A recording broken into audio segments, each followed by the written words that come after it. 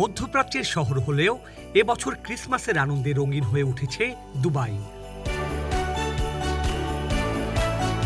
বড়দিন উপলক্ষে ঝলমলে আলোকসজ্জা, বর্ণিল ইভেন্ট আর উৎসবমুখর আয়োজনে পুরো শহর যেন পরিণত হয়েছে জাদুর রাজ্যে। দুবাইয়ের গ্লোবাল ভিলেজে চলছে নানা অঞ্চলের খাবার, ঐতিহ্যবাহী সামগ্রী আর সাংস্কৃতিক প্রদর্শনী। পর্যটক আর স্থানীয়দের ভিড় ও কোলাহলে মুখরিত হয়ে উঠেছে পুরো দুবাই শহর।